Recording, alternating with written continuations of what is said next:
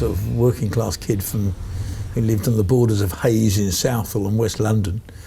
And I ended up running the BBC, being chairman of the FA, chief executive of London Weekend Television, and a load of other interesting jobs. So I've had a blessed life. I'm a Palestinian. I lived in East Jerusalem, and I remember the occupation really, really well. And why is it important? Because the world changed. It changed in a massive way. And I understood that things can happen and change can be sudden and brutal, and it changes the deck. When I was 10 years old, we moved to America from India, and we had a really nice lifestyle there, but it was just a huge change at such a crucial developmental stage. I've been expelled. I was expelled from Dulwich College twice, which I think is a record. I come from quite a poor working class background. My father, who's still alive, was a butcher. My mum, for many years, worked in a clerk's shoe shop. That's where my work ethic comes from. They taught me that actually, if you believe you can do it, you probably can, but nothing comes on a plate. You've really got to work hard to do it.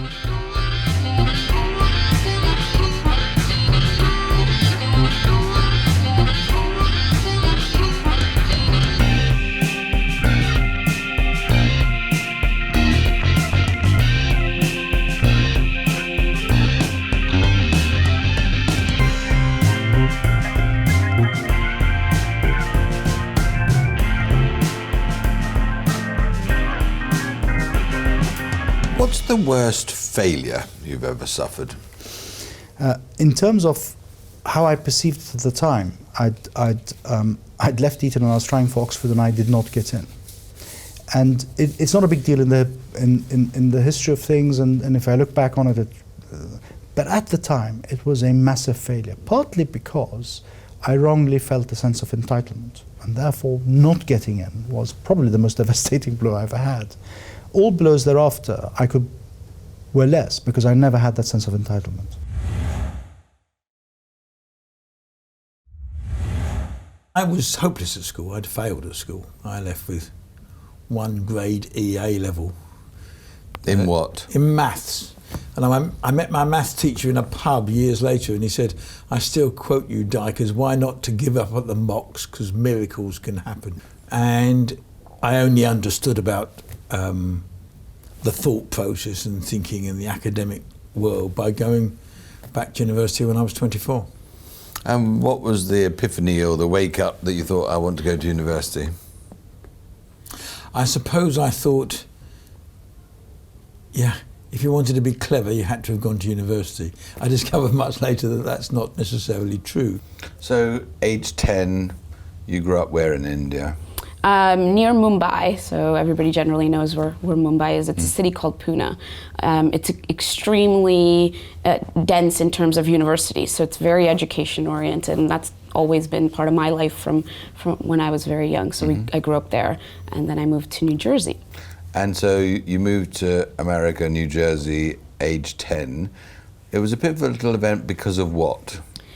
It was, I was very sheltered in India, so our whole upbringing was very local, very much about family and the local community. So being put into a situation at age 10 when kids tend to be very hostile, generally around that age, and in a whole new country, new day-to-day language, new cultural norms, just a huge change in every single way, sort of physically, mentally, psychologically, every way. How did you cope with that shock? Yes, so I think one of the things that has guided me throughout life is how do you approach any new situation. And so, what I did through a lot of challenging circumstances is just to say, I'm different, I'm unique, and actually that's my greatest strength.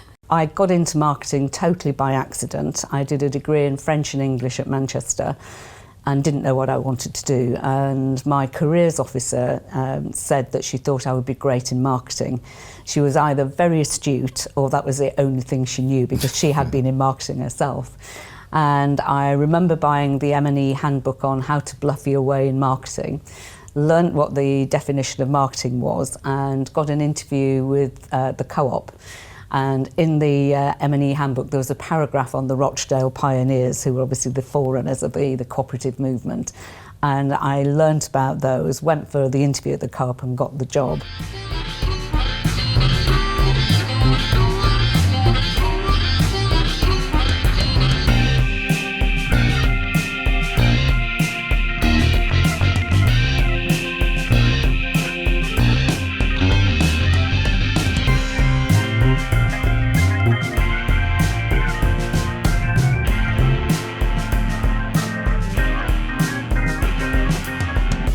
Born in Epsom, grew up in Croydon, so cultural capital. I left school at 18. I got my first retail job at 13, selling computers in Croydon, and just enjoyed the thrill of selling. And I'll be talking about it later, so I won't go into the details, but won this scholarship at this amazing school and started to learn how to think and behave. Where from was that school? School of Communication Arts, that was at the time in Vauxhall. And that took me into advertising, and advertising took me into technology, and by my early 20s I'd started to find so it's one version of success, financial success, and sold my first .com in my, I don't know, mid-20s or so. Started to find some more financial success, and I suppose I spent my 20s and 30s building businesses and creating value until I got into my early 30s, fell out of love with money, and decided to do what it was that I really wanted to do, which was reopen this great school that I went to. I have an unusual model in my school. We have 36 students, but 750 mentors volunteer their time freely. And the idea that so many people are prepared to volunteer their time freely, I find that so rewarding and inspiring.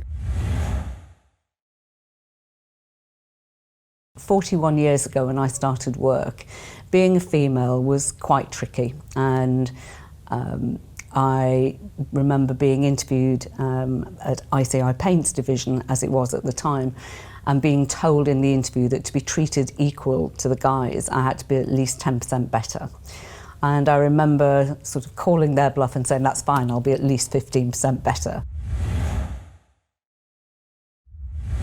And I felt very lost, because up until then I had life planned out. I mean, this is, I'm going to go there, I'm going to do history, and then I'm going to go to Gray's Inn like my father, I'm going to get my law degree, I'm going to join the bar, I'm going to be called to the bar, I'm going to join a practice in some chambers, and all planned out.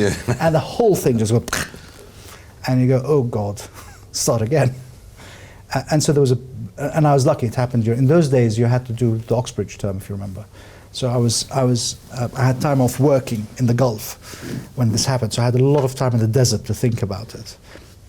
So it gave me time, and it made me rethink. And very, very luckily, luck again, I was admitted into King's London. And I then asked myself, why do I want to be in England?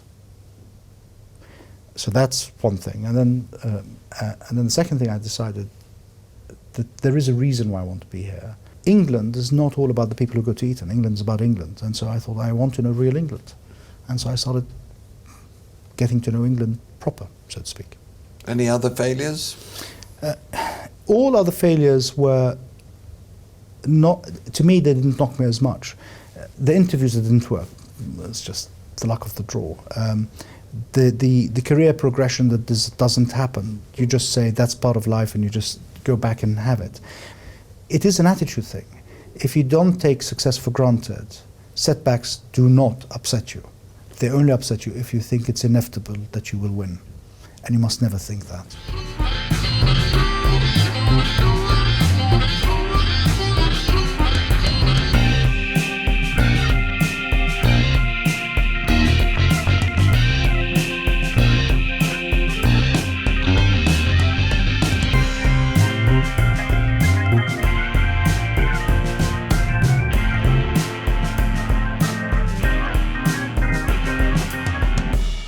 I went and did some other things after I left university, and I ended up as a researcher at London Weekend Television. Went through the process, left, helped create TVAM, went to somewhere else, but in the end I ended up back at London Weekend Television, and I was the director of programs, and they were going to make me the chief executive, and they thought I ought to know something about business, and they were right. How long did you go to Harvard for? I did one of those 3-month courses, you know, but again, for me, what it taught me was trust what you are, trust in what you believe. I mean, there was a brilliant man lecturing there called John Cotter, who did. Who was basically the first leadership person I mean, this is a long time ago now. First leadership person I'd come across, you know, who actually taught the difference between leadership and management. I was living in New York, successful in banking, successful in sort of early days of success in venture capital, and you know, it was just booming at that time, sort of late 90s or early 2000s. And so I could have stayed there. I have a network there. I have all the support infrastructure, and it made no sense to actually get on that one-way flight and head over to Europe. So it's sort of why did you choose to go to Europe, to Insead in France, to do your MBA? Because I'd done Given all of that network and support and infrastructure you already had in place. Right. That was quite a brave move, wasn't it? It was, but I think, I mean, I did it for interest. So I think, you know, I had become Americanized and become very much part of a homogenous community and society, and I think I was just looking for, again, a change. Do you think it's a great thing for most people to do, to have some overseas experience and live in a completely different world and culture? I definitely, it's broadened my perspective so much, because I think when you're young, you know, if you are listening to the teachers and adults around you, you can be honed in into a certain way of thinking and certain value systems. And I think to go abroad and to be challenged by new ways of thinking, again, either they help you get stronger with your own kind of set of values you grew up with, or they allow you to expand and bring in, you know, more sets of systems into your frame of acceptance. So I think absolutely getting immersed in more cultures, you know, more sort of groups that are different is hugely valuable, as long as I think you know where you come from. Who has been the greatest ever teacher or mentor? Oh, well, that's the easiest question on your list for me. That's John Gillard. John ran the school before me.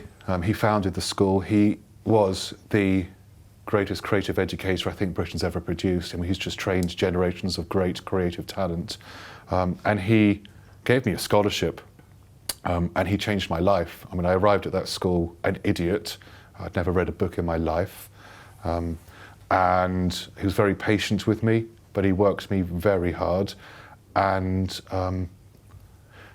you know that old cliches about you know, that caterpillar turning into a butterfly and all of this. Well, that happened not just for me, but for lots of students that have been through John. That happened. That eyes were opened, and I was taught, properly how to think, how to see the world and understand more about the world, and how to find real problems, not just problems that we think are written down on a piece of paper that we're trying to solve through advertising, but real problems, and find interesting solutions.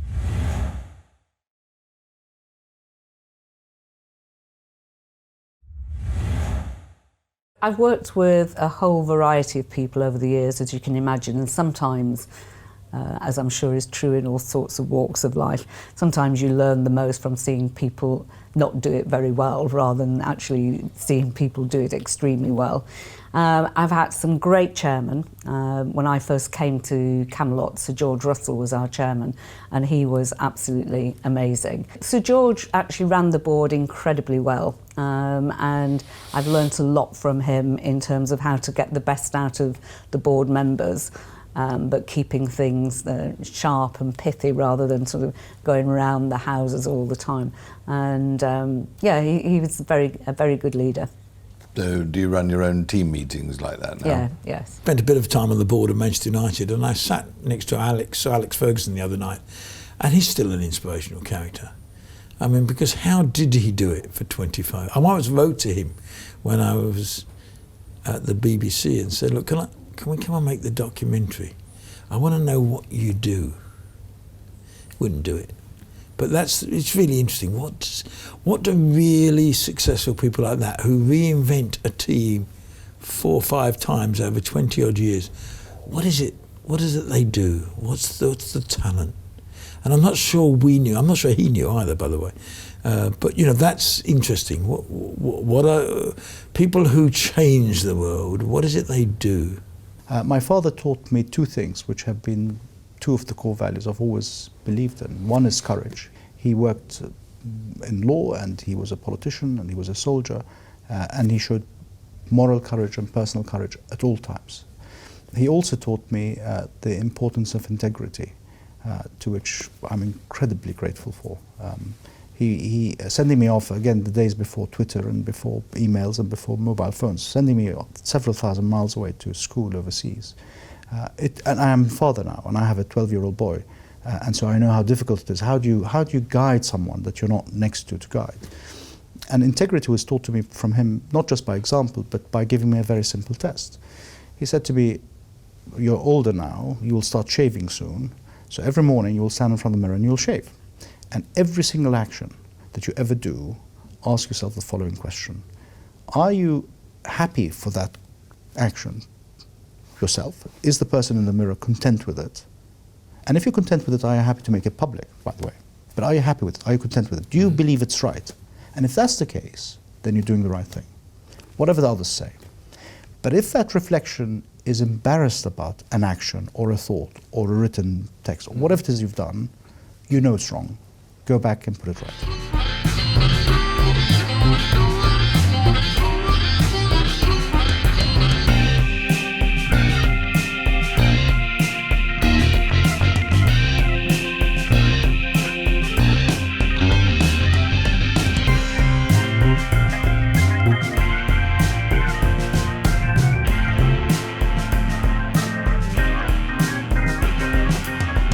So you were in a corporate culture that was making you unhappy and had an impact on your health and your well-being, and you eventually decided to get out of there and break off and do your own thing.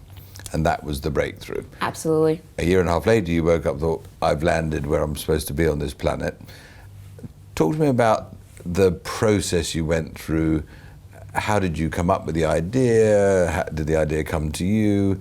How did you move from being unhappy and unhealthy to happy and healthy? What was that process? Yeah, I think in all things, when you start something, it's never completely individual. So I was very lucky that even during that time I was in corporate, I did what I know best, which is really go out there, talk to people, get to know people, form relationships, not just sort of superficial, I know so-and-so, but really develop relationships. And so, as a group, we really thought about how do you bring Europe together and how do you bring European founders together and create an ecosystem. So that was kind of the germ of the idea. And my involvement in coming on board was to say, rather than it being something ephemeral and short term, can we make it more permanent and long term? With venture capital and early stage of seed funding and pre-seed funding, 6 years ago, we brought a very disruptive way of doing things. Is about saying we're not going to compete, all of us, different funds and different people. We're actually going to come together and support one organization to do this, and we're going to do it in different ways. We're going to deploy capital no matter what. So people asked us, what if you don't find the good ideas? Well, we're taking that risk. We're going to deploy.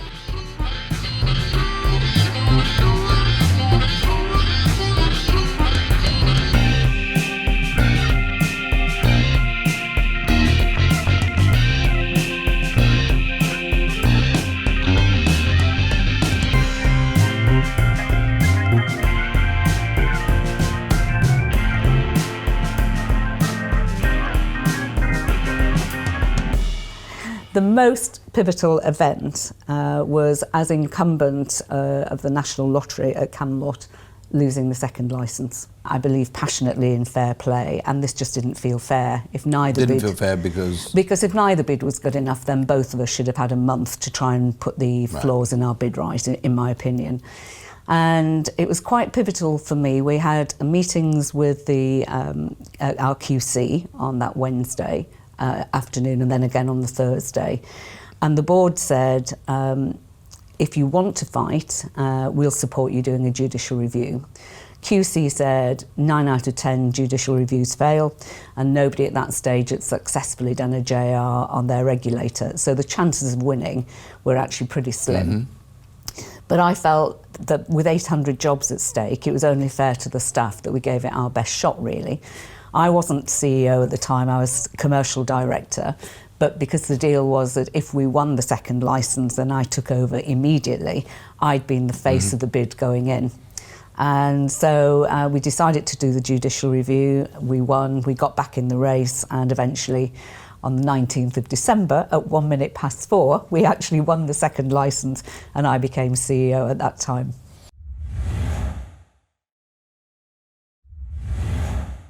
And John realised on day 2 that I probably wasn't going to be a fantastic writer, and anybody that's read my first book will nod their head and agree with that. And John took me to his office and he said, "Will you do me a favour?" I said, "John?" And he gave me this book to read called Future Shock by Alvin Toffler. And it was the first proper book I had read in my life. The premise of the opening chapter, Toffler says, everything from the smallest bacteria to the largest galaxy, everything is a process, and all processes evolve, and they're all evolving faster and faster and faster. And he coins this term exponential speed of change. And I was like, wow. And that was my breakthrough moment, was realizing that you have permission to look at every single thing around you and go, how can I make that better? How can that process be improved? And that just is liberating, to realize that the world is a toy box, the world is a Lego set, and you, if you think about it and you apply proper thought and proper focus, and you're prepared to take a few risks, everything can be improved if you want it to. If you want to sit on the other side of the fence, you can make everything worse if you want to. But certainly every process can be changed. That was my breakthrough moment, realizing that actually we are all gods. All of us are gods, and we all have permission to make everything around us better if we want to. As you've looked back on your career, and even the role that you're doing now at the FA, is there a theme of going into organisations that and turning them round, or giving them a new purpose or a new vision or a new direction? Or well, I work on the basis that the first thing you've got to do is try and get the staff on your side, because you can't achieve much if you haven't got them on their side. But really, you're saying in most organisations, what is to be done?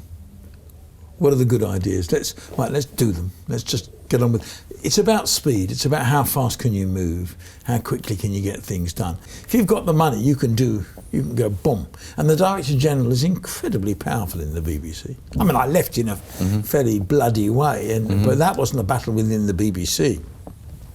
That was a battle with government, where the governors of the BBC lost their bottle. over what? Over Iraq. And over whether or not... The Hutton inquiry, wasn't it? And whether or not Tony Blair had sexed up the case for war. I mean, what's funny, 10 years on, is that everybody knows he sexed up the case for war, but at that time it wasn't quite as clear cut.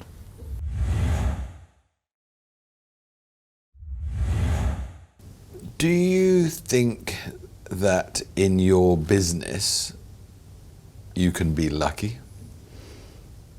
I think sometimes in my business you can be lucky. I think in business you have to identify a need and deliver it. I think there are elements where, or there are times when luck will give you success for a time.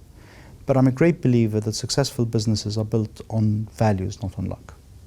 And provided your values are good values, then they work. Specifically in my business, I'm in the financial business. The reason why... You manage... We're a fund management company. We manage pension schemes, primarily the pension scheme of BT pension scheme, but also of other institutional clients. The city forgot its values, and it's forgot that it's there to look after ordinary people's savings. It completely forgot it. And the city got to a stage where it thought its purpose was to perpetuate itself and to make more money. Now, some firms got lucky for a time, and then we had the crash of '08, and their luck ran out. For firms to last a long time, for this city to last a long time, you would need them to go back to the values, and that is not about luck. That's about deciding what is right and doing what is right, not just for the people involved, us, not just for our clients, by the way, which is important. And by our clients, I mean the underlying ordinary people. The city lives on the savings of ordinary people who do not make a lot of money, and it's for them that we should serve, but also on the community that we live in. And if you have these values and you know where you're going, then no, it's not luck. It's actually applying it correctly. I mean, you've had a remarkable success story over the last few years. It's amazing to read and learn about. Do you think you could have achieved that if you'd had a life imbalance, or do you think you kind of need to be a bit off the charts, mad, crazy, to actually pull off something like you've achieved? Is it possible to build and grow a successful enterprise like you've done and have balance, or do you think there's a compromise and a trade-off that is always inevitable? Yeah, I mean, I think 99% of the people I meet that do something highly successful in a short enough period of time, there is this relatively long burst of time where it is crazy and fast-paced and intense.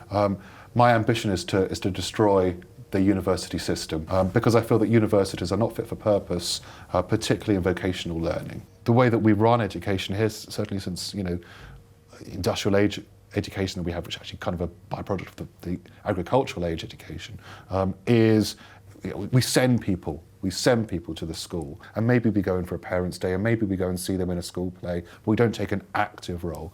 And I just feel that industries, communities would be better served when they have a stake in the development of the journey of the curriculum and the delivery of the curriculum. They'll get to understand the culture of each learner, so they can spot which learner is best for which enterprise. Different enterprises have different cultures, and different people have behavioural cultures. And being able to kind of mentor at that grassroots level and spot what each soul is about and help them through that journey, but also help them find their natural home.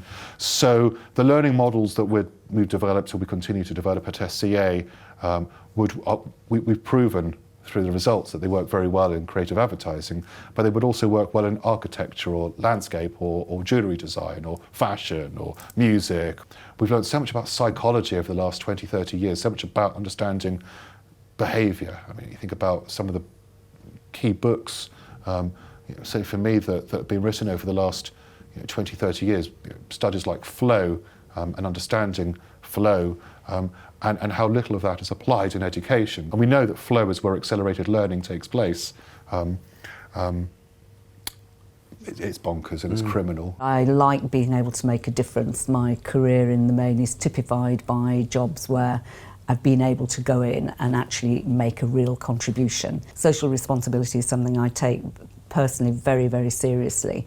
If you look at the lottery, I mean, it would be easy to sell more tickets than we currently do by marketing very aggressively to those people who really can't afford to be playing the lottery.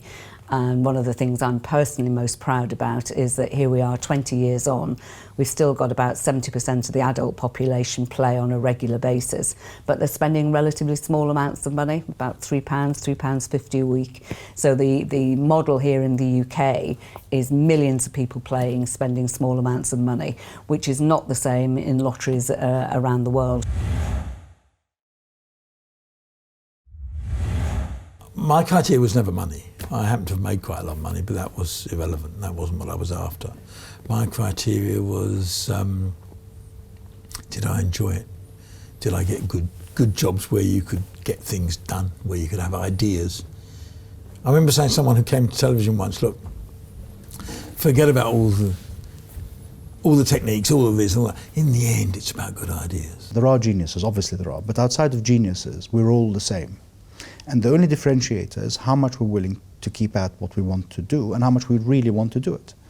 And if we really want to do something and we keep at it, you can succeed. What stops you often is embarrassment. My generation's kind of caught in this place of, this is the value system I grew up with. It tells me that if I just do this, I will get to Y position, and that's just not how the millennials and the new world order works. Money is just an illusion, and you think it's there to make you happy, but it's not. And once you've got a nice house and food on the table, and as long as we don't have any debt, there's no point in excess.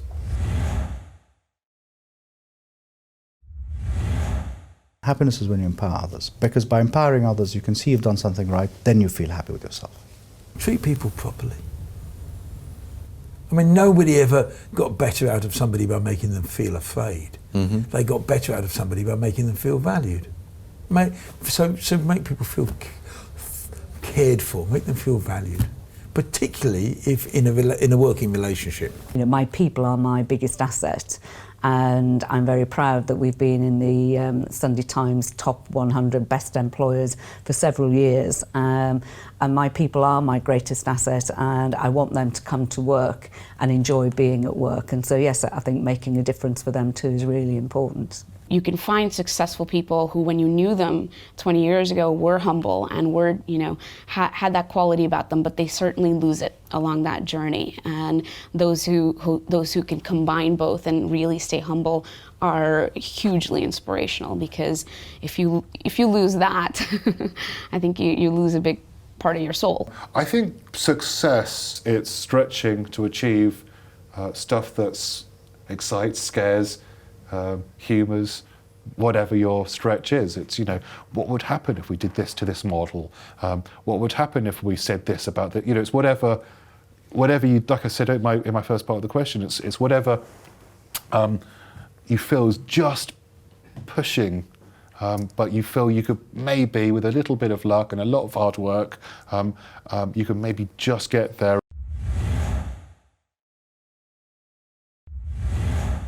Take chances, take risks. If you fail, well, you'll recover. You'll come back another way. But if you don't take the chance, if you don't take the opportunity when it's there, if you're nervous of it or scared of it, or you're scared of what happens if it goes wrong, you'll never do it. I don't believe life is about looking back and regretting. It's about looking forward and living, in my opinion. It takes courage to stand by your values. It takes courage to persevere when you fail. It takes courage to surmount difficulties in life. And courage is shown in many, many little ways. The little boy who trips and falls and hurts his knee and gets up and plays again. The sportsman who gets up and tries again. The person who's defeated and goes back and tries again. That is courage. We were the last generation where if you worked hard, got into the right university, got into the right job after university, your path was set. And that's just not true today. So the kids coming out of schools and universities, it's not true for them. Even if you are a hard worker and you get the good grades, it's much harder to be on a path to success. Whereas, whether it's through technology or being entrepreneurial and being sort of disruptive and thinking in different ways is really, more supportive of a path to success. I am absolutely totally committed to honesty. I really can't stand people who tell lies. I really can't, and I think you've got to be very smart to tell lies and get away with it anyway. But absolute honesty, total integrity really, really matters to me, and passion. I think to do the best that you can in whatever walk of life, you've got to be passionate about what you do.